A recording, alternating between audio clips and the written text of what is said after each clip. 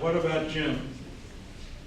He is a graduate of Northwestern University, where he majored in Russian politics and American history. I think that's an interesting combination. He's also a graduate of their Medill School of Journalism.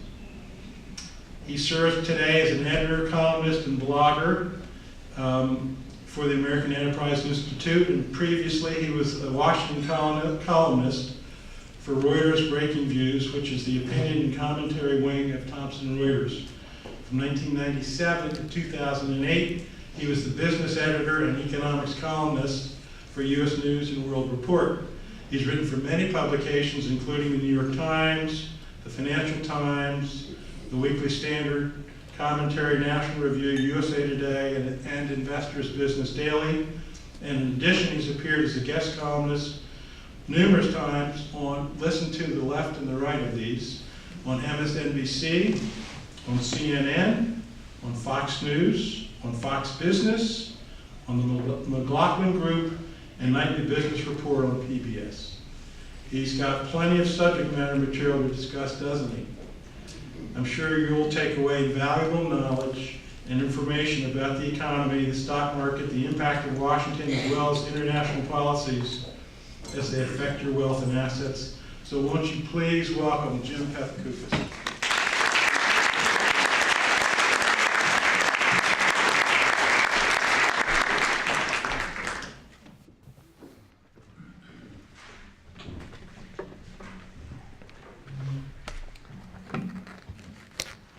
Well, I'll say the high school version of me would have got that football question no problem. I was really into college football. Then, as Mary said, I went to Northwestern University, and when I was there, the football team was terrible.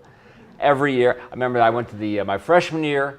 I went to the first game of the season at Northwestern, and we were playing Iowa, and the quarterback at the time was Chuck Long, who was a fantastic Big Ten quarterback. He threw about 6 touchdowns against Northwestern in the first half. I'm like, I think I've had enough of this. This is how the whole season's going to go, and I think that was the last game I went to. So that was sort of the end of my my love of college football. So I have no idea, I have no idea who, what the end. But thank you for inviting me to your conference. I appreciate it. As I was saying, my first time in Delaware, other than on the Acela train going back and forth from New York. Thanks for having me. I'm going to hit a few things, and we're going to have some questions afterwards. If anything I sort of don't talk about, we certainly can talk about, and feel free to ask me whatever you want. We'll see what kind of answers I give. That's always the exciting part. When I've spoken to various groups, maybe over the past decade or so, I've spent a good bit of my time discussing when will the economy kick into high gear? Always ask that. They would say, when will economic growth break out of its sort of 2% new normal? When will wage growth accelerate like it did back in the 1990s? When would the economic recovery and expansion really feel like an old-fashioned economic boom? When's that going to happen? Always get asked these questions. But sort of that was then, and this is now. The economic expansion, which began in 2009, it's almost a decade old. And I think there's a lot of acceptance by people, at least when I talk to people, that this is as sort of good as it's going to get. Maybe the unemployment rate goes a bit lower, maybe economic growth gets a bit higher thanks to the fiscal stimulus of the tax cuts and increased spending. But this is about kind of where we're at. And I'm sure those of you are kind of aware of the sort of the long-term economic forecasts, whether they come from Goldman Sachs and J.P. Morgan or from Washington, the Federal Reserve, or the Congressional Budget Office. From all these groups, the outlook is pretty much the same. Maybe a brief upturn in growth for a few years as these sort of the tax cuts kick in, but then, boom, back to where we're at, 2% growth with plenty of rising government debt to boot. Recently, my friend Larry Kudlow, whose CNBC television show and radio programs I've done for years. I'm still an official CNBC contributor. He became President Trump's director of his National Economic Council. When they were considering him, I was thinking, gee, if they pick him, the Dow might go up 1,000 points. Might take 10 years off his life working in that White House, but the Dow will be on it. And I got to wondering, if he called me up, and when I'm on a show, he'd always call me Jimmy P, because when I first went on, he couldn't pronounce my last name. And if he called me up and he said, listen, I've got you a few minutes with the president, talk about what you want, talk about the economy, make your case. I was thinking, what would I talk about? What would I talk about? I think what I would talk about with the president or any politician is pretty much what I would talk about today. And sort of the core of my message is this: we can do better. We must do better. It is in our power to do better. Yes, most economic forecasters think the glory days of economic growth are long over. They claim that sort of the 3 and 4% growth rate that we grew at from the end of World War II through the Great Recession. We just can't do it anymore. That's it. That was then, this is now. This is sort of the permanent sort of new normal, or want to call it the great stagnation, or not so great recovery. It's pretty much 2%. That's where we're at. It is what it is. And I hope in the next few minutes persuade you otherwise, that in fact we can do better. In the introduction, it was mentioned that I studied Russian history and American history combined. And when I talk to the foreign policy experts, AEI and other places, they start wondering whether maybe the U.S. is in a new Cold War with Russia, or maybe it's with China. Especially in the latter case, what seems to be playing out on the global stage is sort of this escalating conflict to be the technological leader and thus the leading economic superpower of the 21st century. And as one Trump administration official has put it, we are in a new Cold War with Beijing to retain control of the technology critical to the modern economy. And as I mentioned, I'm old enough to remember the old Cold War. I studied the old Cold War. And back then, one of the ways political scientists looked at the Cold War, what they used to call the twilight struggle between America and the Soviet Union, was in this paradigm called challenge and response. It was a popular theory of the way to look at the world, especially if you go all the way back to the 1960s, put forward by a historian named Arnold Toynbee. The idea was that civilizations arise in response to some challenge or extreme difficulty, and then they decline when their leaders no longer respond to these challenges creatively. So civilizations either die due to murder or suicide, Toynbee argued, and nearly always the suicide, they end up doing it to themselves. Now, I don't like hyperbole, and I'm not going to argue that we're 1 or 2 leaders away from national suicide. That is not how we want to go into happy hour with that kind of talk.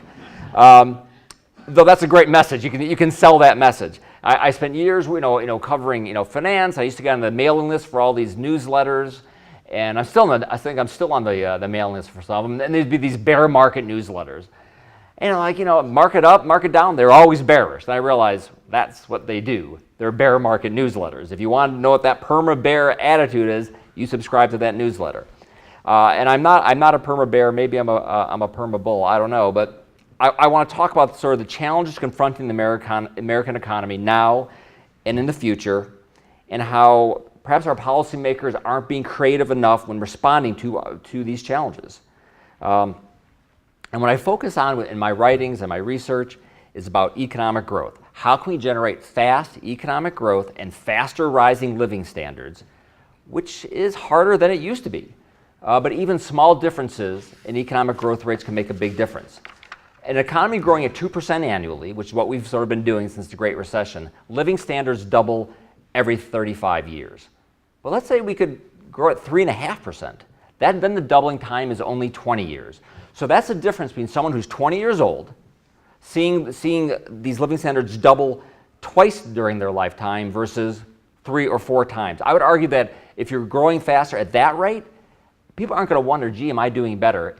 Almost certainly they will think, yes, I'm doing better, my children have more opportunities, and the country is doing better. It'll seem like they live in a time of rapid progress.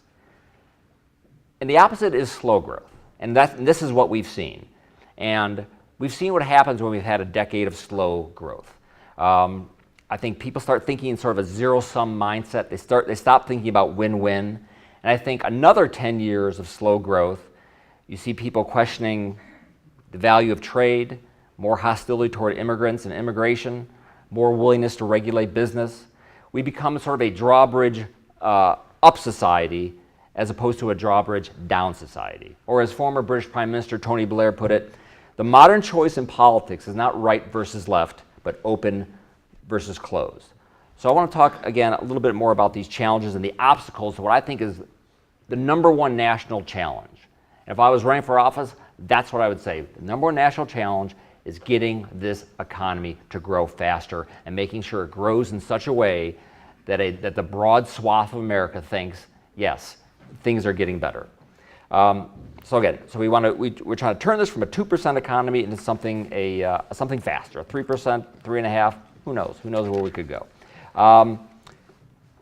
One theory is, and you get this from sort of the pessimists, and a former Northwestern professor of mine, Robert Gordon, wrote a book some of you may be aware of. It's called The Rise and Fall of American Growth, in which he argues that all these great innovations, these smartphones and drones, and we're now working on autonomous cars, that all this stuff just won't have a big impact on the economy.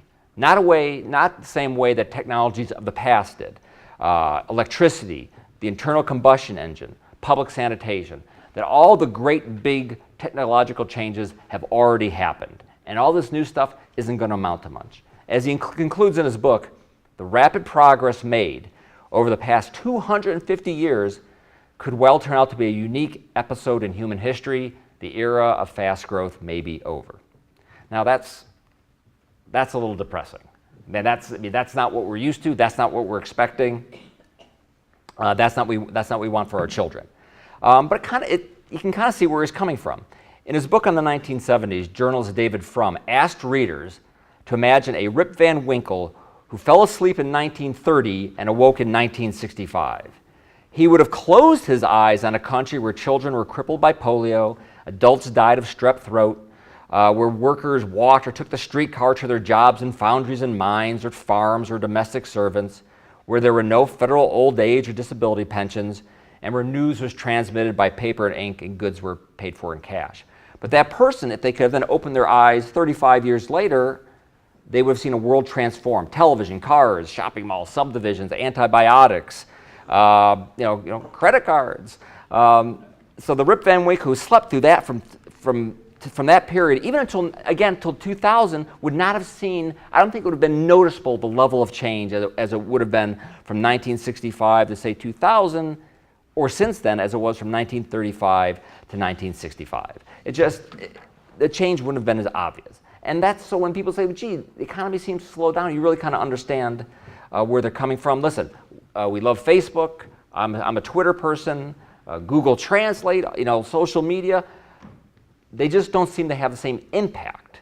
And this is Gordon's argument as these technologies of the past. So what is preventing us from coming up with sort of more innovation, faster productivity, and faster growth overall? So he talks about a few different headwinds against the ship of state that is the United States of America. A big one is demographics. That's a huge. Oh, I kind of lost my page there. Hold on, just 1 second there. Demographics. The President's Economic Council under President Obama, in their report in 2013 on economic growth, and this is kind of startling because this goes against everything we sort of think about. It's that they said in the 21st century, real GDP growth in the United States is likely to be permanently slower. Permanently slower. Now, people don't talk about this. I think that's when the President of the United States and his economists say that's it. Get used to it. It's going to be permanently slower. I think that's news. Why was it going to be permanently slower? We're getting older. Baby boomers are retiring. Birth rates are down. Not at my family. We have 7 kids, but other places. And so the U.S. labor force is expanding more slowly. And that demographic fact alone makes it harder to grow in the future than it has in the past. And so it's not a partisan thing. I mean, that's a demographic. It's pretty hard to avoid that reality. Oh gosh, hold on a second here. I messed up. Be with me for 1 second. I had a very tiring train ride here. Let me just make sure I'm doing this right. Oh, there we go. Excellent. So let me just give you the math. So since 1940s, the late 1940s, the economy's grown about 3.3%, 3.4%, and half that growth came from expanding population, bigger workforce. And half that growth came from faster productivity growth. So those are sort of the two pillars on sort of the post-war expansion was built on. And now one of those we really can't count on anymore. We can't count on a fast-growing population. So to grow as fast in the future as we can in the past, as we did in the past, which I think should be our goal, then the productivity growth, the innovation, that needs to do the heavy lifting. We need to be as productive, more so, than we've ever been. And the bad news is that's a problem too, because this productivity growth since the Great Recession has been very, very slow, really. It actually started slowing down in the 70s. We had this big, with internet boom in the mid-90s, mid-2000s, and then it's been super slow again since the Great Recession. And economists really aren't sure why that's the case. Perhaps it is sort of, these headwinds that Robert Gordon was talking about. We have demographics. Another headwind, education. Maybe we're just not educating our kids well enough, and that's why we're not as sort of productive and innovative as we'd like. I mean, I'm sure you've heard the statistics. They're all terrible. We're 21st in reading, 31st in math, 34th in science. And when you consider how much we're paying for education, especially at the college level, those numbers are particularly worrisome, especially if we're going to need a smarter, better equipped workforce in the future. Then you have globalization, technology, inequality. As the global economy grows more and more integrated and machines handle more and more repetitive tasks or tasks where the rules are easy to codify, we could see increasing wage polarization. We mentioned political polarization. Well, with that wage polarization, we have maybe wages at the top, at the bottom, not much in the middle, and we have a lot of wealth accruing at the top. Probably not what we want for a stable society. So we don't want to Downton Abbey. Maybe watch the show Downton Abbey when that was on. I love that show. So we don't want to have you don't want to have a nation of billionaires and people who are butlers for the billionaires. We don't want that, even though Amazon is apparently working on robot butlers as well. So that will be out. So we have education's a headwind to growth. Demographics are a headwind to growth.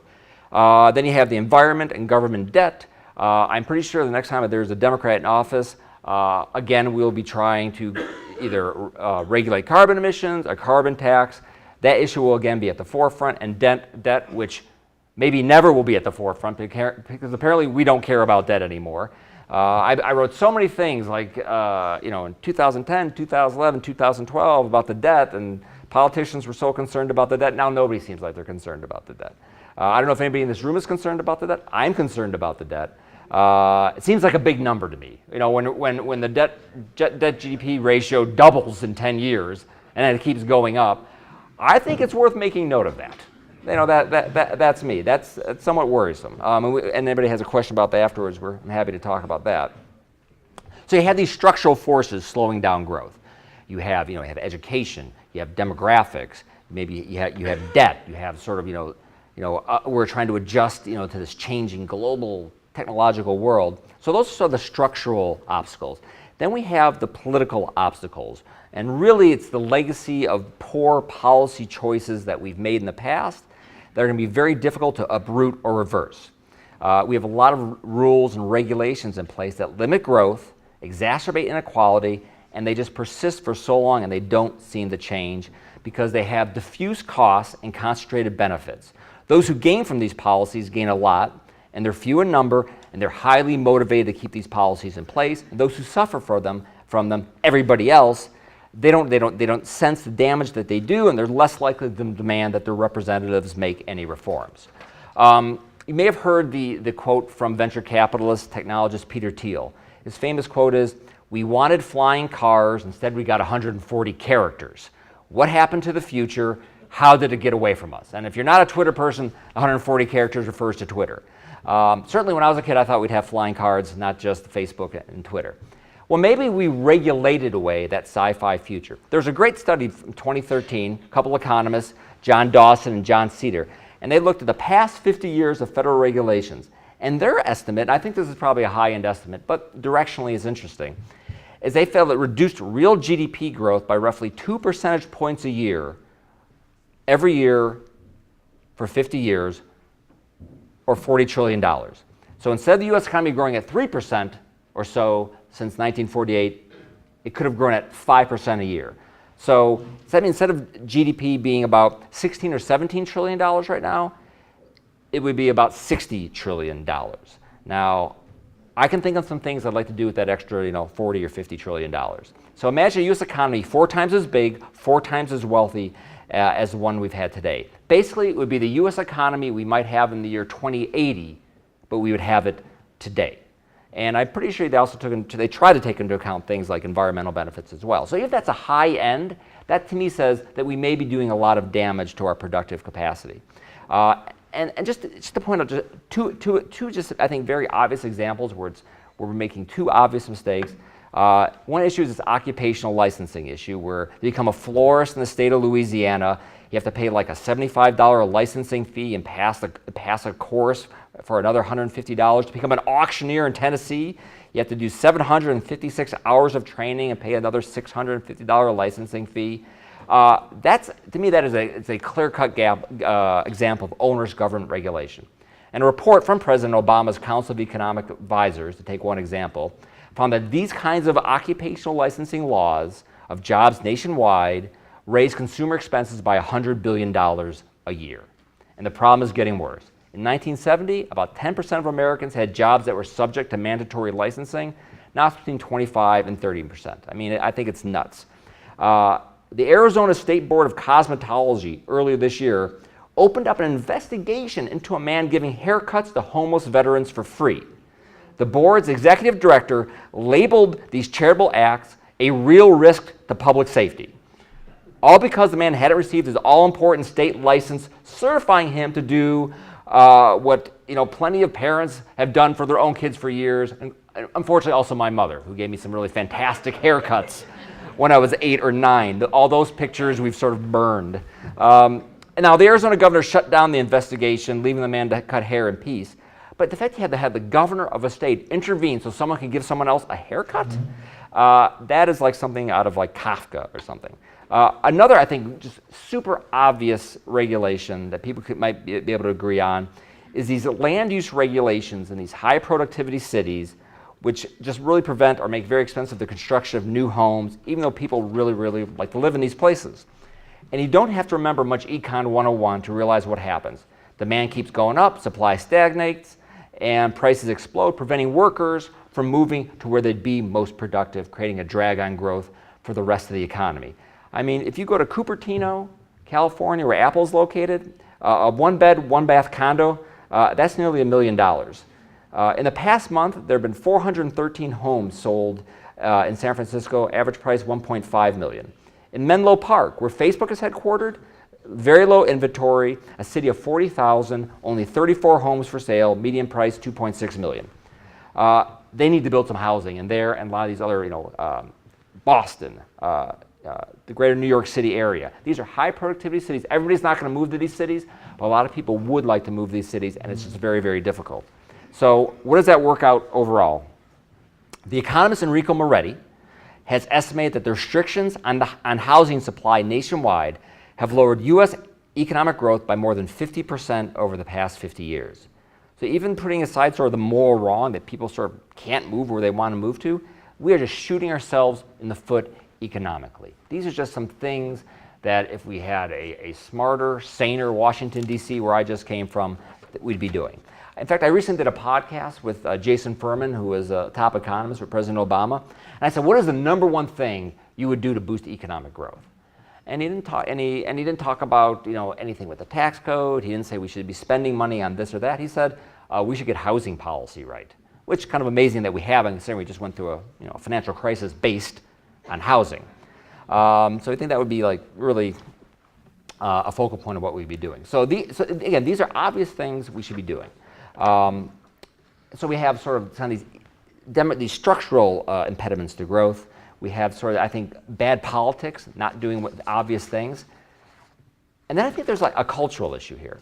And I think it does less tangible or obvious harm, but in the long run might be the most challenging of all. Perceptions have a way of becoming reality, and I worry about the reality of where public sentiment is heading. Sort of the liberal, small l, democratic, small d, capitalist order has made the world unquestionably a freer, safer, and more prosperous place since World War II. global poverty rates. A lot of people don't know it. In fact, you take polls and people think there are more, that we're poorer today than we used to be, even globally. These poverty rates have declined precipitously. You've seen 1 billion people come out of deep poverty. If you don't trust me, look at just Google humanprogress.org. You see the amazing feats that sort of the post-war economic order has produced. And yet, people just don't get it. We also mentioned Pew Research earlier. Only about 30% of millennials now say it's essential to live in a democracy, far lower than any other age cohort. And 42% of millennials, only 42 say they would choose to live in a capitalist country like the United States versus a socialist country. And even our Republican vice president has said, quote, "The free market has been sorting things out for a while, and Americans are losing." Now, I love free markets. That's offensive to me. And both liberals and conservatives are giving up on the most dynamic sector of the American economy, America's booming tech sector. It doesn't matter if you listen to Elizabeth Warren or Steve Bannon or Rachel Maddow or Tucker Carlson. There seems to be this emerging sort of anti-technology, anti-Google, anti-Apple, anti-Facebook, anti-Amazon thing brewing. And I see it in Washington. Maybe you don't see it in the rest of the country, but it is very big in Washington.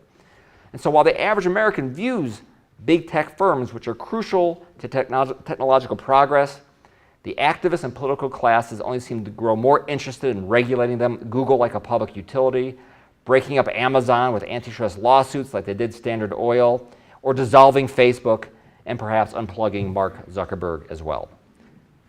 Now there's valid concerns, whether about Facebook's struggle with fake news or the amount of data these companies kind of hoover up.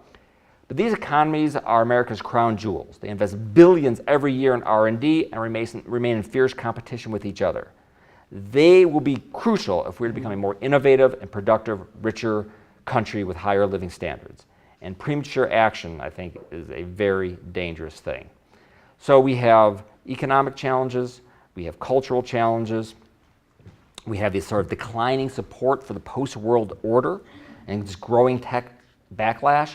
Now, this next sentence is written by my research assistant. I'm originally not from this area at all. I'm from Chicago. He is from Virginia. He's been up to Delaware. So if this is not funny, I'm going to blame my research assistant, Matt. He said, so all this stuff I've just been talking about, what it all amounts to is a Bethany Beach-sized amount of sand clogging up the gears of the American growth machine. So I assume there's a lot of sand in Bethany Beach. That's what I'm going by here. If there isn't, well, Matt messed it up.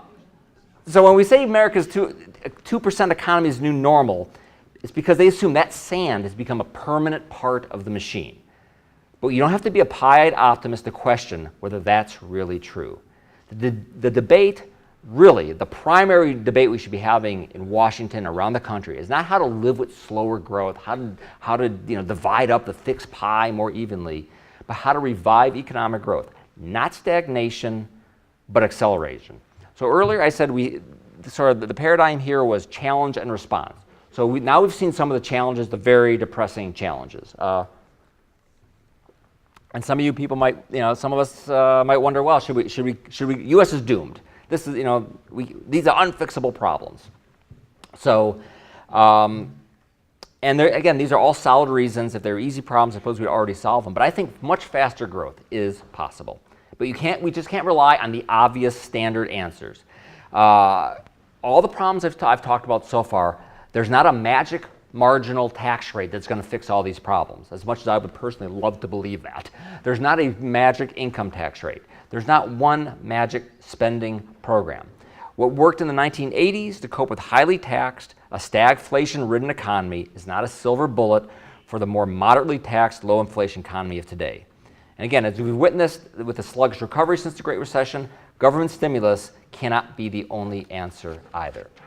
So, what are we trying to accomplish here? Again, we want faster growth for everybody. And we can get that faster growth either by working more hours or producing more in those hours. And given that our strongest headwind is demographics, it's going to be hard to get more people working more hours. We could bump up fertility rates, we could dramatically increase immigration. It's very tough to do the first thing through public policy. They've tried it in a lot of countries with very low fertility and birth rates, not much success. And right now, if you look at the United States with immigration, it's probably more feasible. But again, the politics are extraordinarily difficult. But I will talk a bit about immigration in a second. So we don't really need to work just more hours. We need to produce more in those hours that we work.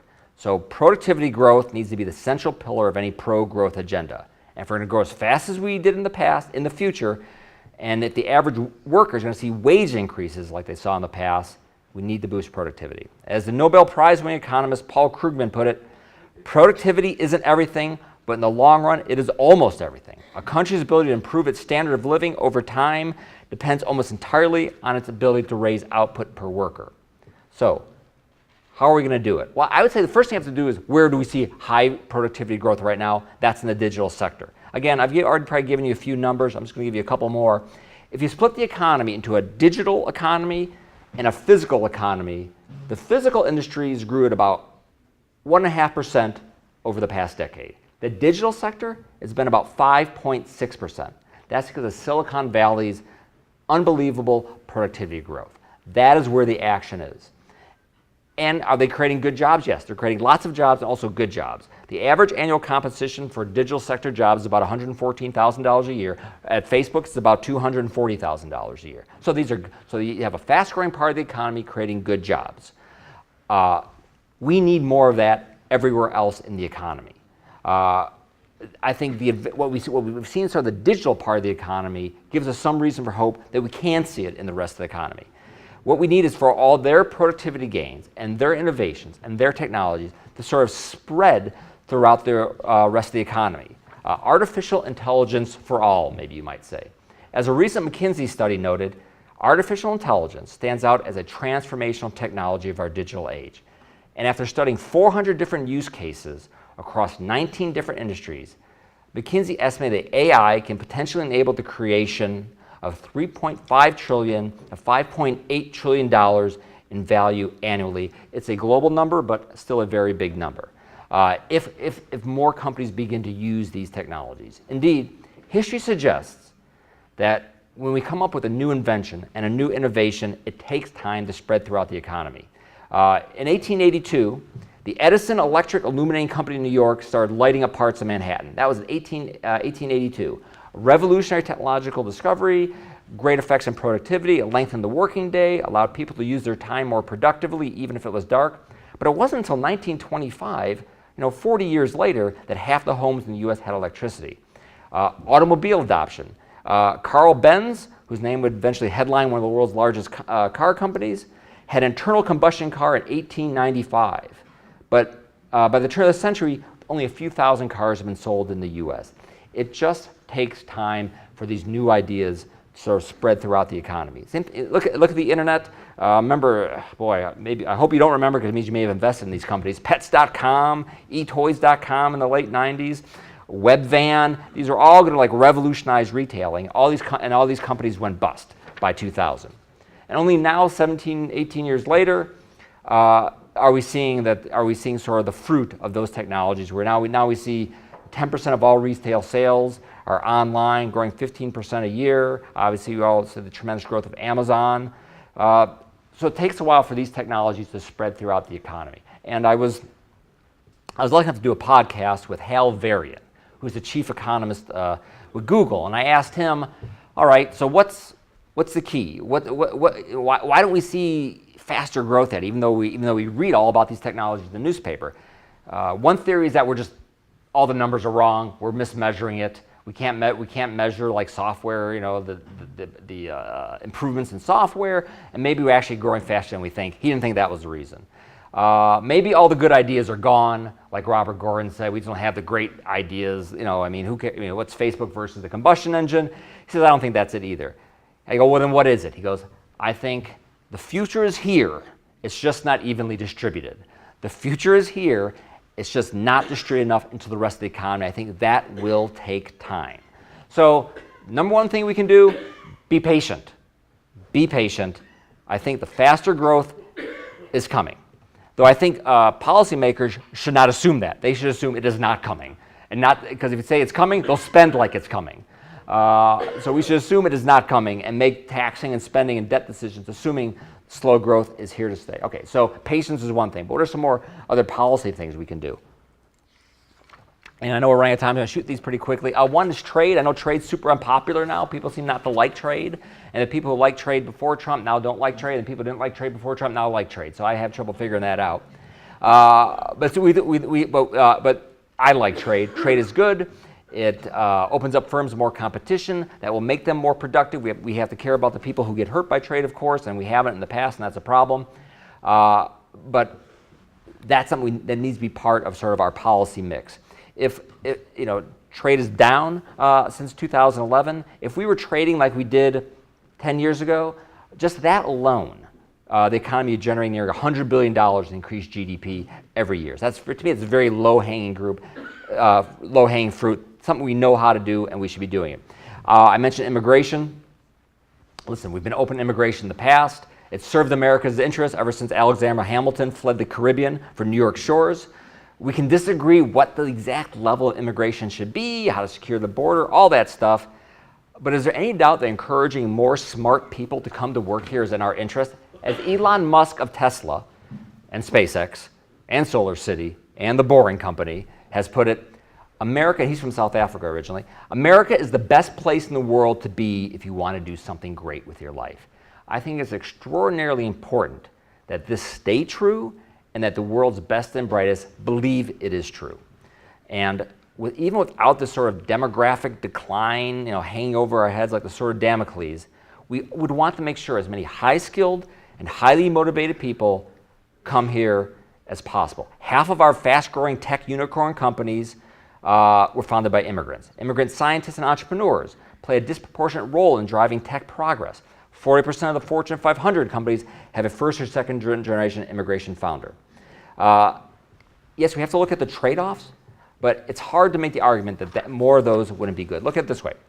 If innovation is the primary driver of economic growth, and the most productive workers are the primary drivers of that innovation, doubling the number of workers who currently represent the top 5% of America's talent could greatly boost economic growth. Just simple math. We have 125 million full-time workers in this country, so that's about the top 5% is 6 million. Imagine if we and we're only giving out like 1 million green cards a year. So if we could double that high productivity worker pool, I don't see how that doesn't help growth. So I think immigration has to be part of the answer. I talked a little bit about deregulation before with housing, occupational licensing. We want people to be able to move to where the jobs are.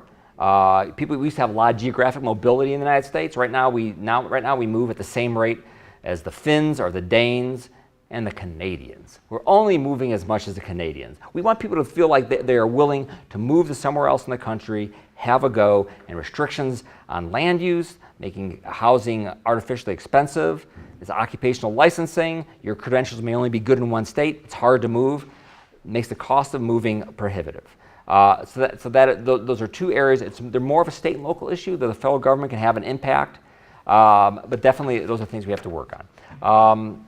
Also, unemployment. Next time we have high unemployment, part of unemployment should be giving people vouchers to move to where the jobs are, not just giving them a check, but saying, here, go somewhere to where the jobs are at. Another hurdle, innovation. We have a very strict patent system in this country. As Nobel Prize-winning economist Edmund Phelps has put it, the economy is clogged with patents. There's a dark thicket of patents.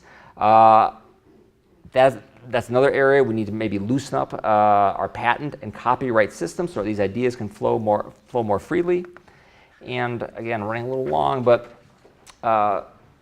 education, invest in people. We have one of the great really educational thinkers in America, visiting scholar at AEI, Eric Hanishek, and I asked him, all I hear about is STEM, apprenticeships. What is like the number one thing you would do if you were the education czar of this country? He said, the best thing you can do for students, certainly K through 12, is putting a smart, quality teacher in that classroom.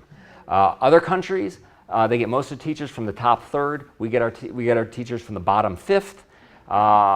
Teachers should be paid more, give more flexibility in their classroom. That, again, seems like an obvious, and it's kind of like you don't want to throw money at the problem. That may be one area where throwing money at the problem actually may work.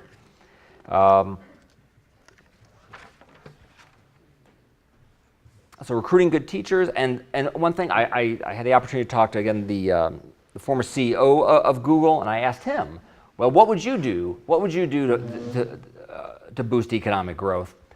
And he said, again, corporate tax reform, immigration, all stuff that he kind of liked. And he said, okay, what I would do is, it's not a tax break, it's not this spending program, it's more public funding for basic research. And this is from Google, which does a lot of research and development, and they even spend money on kind of pie-in-the-sky ideas. But when private companies overall do R&D, they don't have the benefit of long-term horizons. They want to innovate, but the innovation won't help them if they can't profit from it in the near future. R&D is expensive, and we cannot expect private firms to do all of our research and development, especially in basic research. That is definitely an area where we probably should see more government spending. That is like a classic role for the public sector. Look at it this way. If you think of productivity improvements as drilling for oil, the cost of extracting those new ideas from the ground is rising higher and higher. There's been research on this. So unless we spend more on research, we're not going to get as many of those good ideas from the ground, and economic growth will slow both the United States and other advanced economies. So again, National Science Foundation, some of the other, DARPA, the Military's Advanced Research Agency, which has done a lot of work on autonomous vehicles and robotic surgery. Again, that's probably a good area to spend money on. So if you take all that stuff together, and so it's something that we should be doing, and we don't do, I think, the bad stuff. And I think the bad stuff right now, particularly, it's in the news a lot, and something I've been sort of writing a lot about lately, is this sort of, this hysteria about these very large technology companies like Apple, Google, and Amazon, that we should break them up, we should nationalize them, we should turn them into public utilities, which is weird because China is trying to create their own tech giants. Europe can't create their own tech giants, so they're trying to regulate ours. So this is what every other country in the world would love to have them. We have them, and we're not happy with them. We want those companies. We want them to be competitive. They are competitive. We want them to continue spending money, good jobs. To me, one of the own goal, or putting a fork in your eye thing we could do, is like regulate or break up these very successful technology companies. I think that is just about, again, just like kicking the ball into your own goal. I wonder how much people are focusing on this outside DC, but in DC that seems like every sort of activist, especially kind of left of center folks, but on the right as well, they all seem to be caught up with wanting to break up America's biggest technology companies. Where jobs are growing. We heard about the death of retail and the death of malls. Yet e-commerce jobs are growing faster than traditional retail ones. So there's a lot of job growth, and that's what we want. So anyway, I want to take some questions. So I'm super positive about the future. I think there's a lot we can do, and there's no reason that we should be a slow growth, kind of stagnant economy.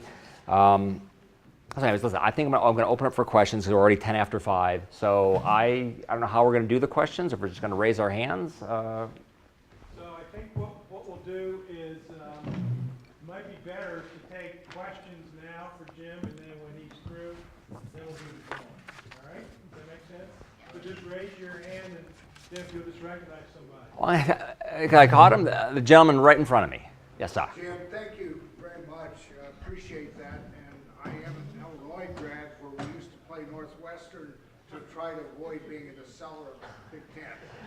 Illinois put a beating on us when I was there. That's all I know. I would imagine that many of us in this room were pleased to hear you criticize the amount of the national debt that we're carrying, that doubled under the last president from $9 trillion to almost $20 trillion. Right. I can't imagine the alarm that we're feeling over increasing by $1 trillion as a result of the tax bill when it doubled under the last president. But two questions, one at the macro level, one at a small. What's the answer to that for all of us who see that as a fundamental strategic Achilles heel for the American economy, number one. Second question, kind of a smaller one compared to this, right to work. Here in Delaware, we had one county, Lower County, that looked at creating right to work just for the county because we're a blue state. They failed, although we had one city in Delaware, Seaford, create right to work. What's your view about right to work as a strategic tool to drive economic growth? Well, let me start with the debt. I mean, that's a question. The sort of the macroeconomists who've done the most work on it. Whenever I talk to them, I ask them, so what's the magic number? When is debt just too much and there's a tipping point? I'm sure if you would have asked someone back in 2007, hey, the debt's going to double over the next decade. What do you think the economy is going to look like? They probably would have said, I don't know, the dollar's going to collapse, interest rates through the roof. It'd be pretty bad. And that hasn't happened, suggesting that whatever our carrying capacity is for debt, it's probably larger than what we thought. So it went from like 37% to 75%. It may go to 90% over the next decade, and keep on going. I don't know how much debt is too much. At one point, the interest rates will really spike up. At one point, it will really detract from the borrowing of the private sector. I don't want to run an experiment like that. This is the United States economy. It is not Belgium. This is a very important economy. I think it is really, really bad governance to run unique economic experiments with the most important economy in the world. So my answer would be, I don't want the debt to go much higher. I would try to put it on a glide path to being somewhat lower. I don't think the economy is going to collapse if it's 80% of GDP or 90% of GDP. But there are people who right now in Washington said, it just doesn't matter. Let it double again. It's probably going to be okay. Again, I'm not going to run that experiment. Just real fast about right to work. Listen, I like people being able to work where they can. I think we need a very mobile labor market. I think unions in the future might have to serve a different function than they have in the past, as far as maybe built around worker training. But I like I like a very mobile society where it's easy to get jobs, leave jobs, move around the country. I think that makes for us a more dynamic economy. How about on this side? That gentleman right there. Tariffs have been a great discussion back and forth between major nations. What's your feeling on how this should be controlled globally? I think the tariffs are, particularly like the steel and aluminum and worrying about where our washing machines are made. To me, that is a sideshow and not where the real battle is. I think, as I mentioned earlier in my chat, I think the core issue is really technology. That all of a sudden, there's this fear that China, which people thought was an emerging economy, developing economy, all of a sudden, they seem to have caught up with us or near catching up with us as being the technological leaders. They have this plan called the 2025 plan, in which they want to have just very successful champion companies in all the key technologies. They have this artificial intelligence plan. They don't want to be the fast follower economy. They want to be the technological leaders. And that's kind of concerning. The way I look at it, we had this challenge in the 1980s. So we had this economic challenge from Japan, and we had this military challenge, an ideological challenge from the Soviet Union. Well, China kind of combines both, because they're an economic challenge, they are a military challenge, and they're an ideological challenge, because they're telling countries around the world there's another way to run your society. So and now we have, the president of China says, guess what, I'm going to be president for life. I guess they're not going to become a liberal democracy anytime soon. So now there's this huge concern that we've sort of taken our eye off the ball, and that we need to somehow try to slow them down, prevent them from becoming more technologically advanced. I don't think that's possible. I don't want them stealing our intellectual property. I don't like them forcing our companies to transfer their technology to Chinese companies. But I think there's no scenario probably where China does not become a more technologically advanced. They're graduating a lot of computer scientists. They're very entrepreneurial, despite sort of the central planning of China. So what we need to focus on us. How can we make ourselves more technologically advanced, more educated, more innovative. That's where I think the thrust of policy should be. I think tariffs are a distraction. I think the only way we win is to compete. Sure, compete fairly, but there's so many things we're doing wrong. I worry that we're going to focus on what the other guys are doing and trying to slow that down rather than what we should be doing right. How about anybody sort of in the back? All the way back? Yes, sir. Yeah. I spent 34 years with IBM, and over half of that was in higher education, and I had a very successful career. One of the great defects of higher education are tenured professors. These are gentlemen and ladies who, in effect, are being paid by outside sources. And instead of their teaching in the classrooms, raising the level of education, they are making their substitute trainees, in effect, teach. And that is impacting the cost of education at the university. And the tenured professor is making a large fortune because he or she is teaching outside while his substitute is teaching in the classroom. And I'm saying that it is a defect that I've seen for a very long time. And I'm wondering, is there anybody working on that, thinking about it? It's not an issue I know a lot about, but what I do know is that America's universities are still thought of as being the best universities in the world. So we're doing something right, not perfect. And so I think we still need to sort of like really focus on these colleges being like a huge, again, I was talking about these technology companies being real kind of, you know, our crown jewels. Well, the other set of crown jewels is the American universities. And, you know, I also care what kids are studying. Obviously, I have currently 3 kids in college. I'll have 4 kids in college next fall. And I'm saying, why don't you guys, I tell them, be a double major. Major in something that you think is interesting and maybe more on the fun side, and also major in something that we can put to work. So that's why I have a couple of computer science / studio art majors in kids. I said, listen, you can drop the studio art, can't drop the computer science. I think we have much more time, but maybe just 1 or 2 final questions. All the way back. Interested to hear emphasis on housing policy, and so I have a comment and a question on that. Comment being, if housing policy is really that important, then maybe appointing a neurosurgeon to be the head of housing and urban development wasn't the best idea ever. But the question is, you mentioned having housing available where the jobs are. You mentioned Right. Menlo Park. I actually worked for a company in Menlo Park for many years, and I'm wondering, where are you going to put this? The land is so scarce and pricey there.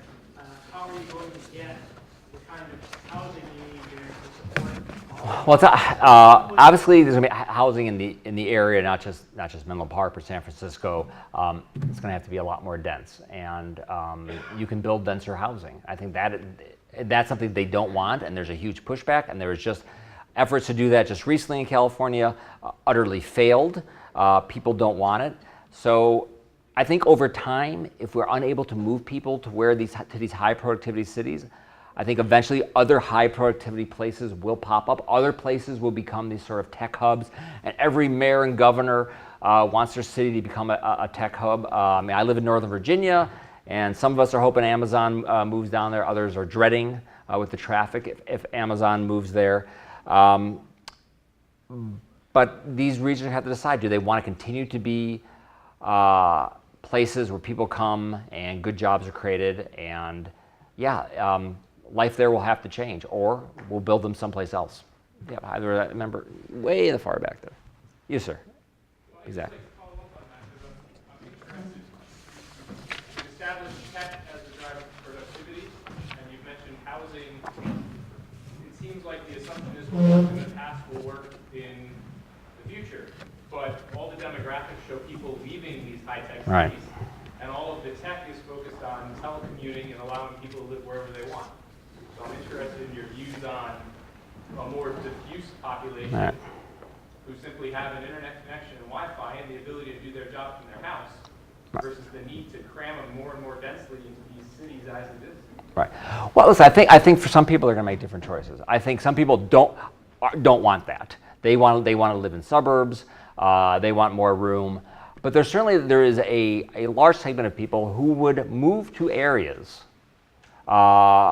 if they could afford to live there. And those people, and those aren't just the high-tech people, but then all the kind of the ancillary services that those people would use. And that's not as attractive an option for regulation reasons, not necessarily for economic reasons. And I totally can see that some people aren't going to want to do that.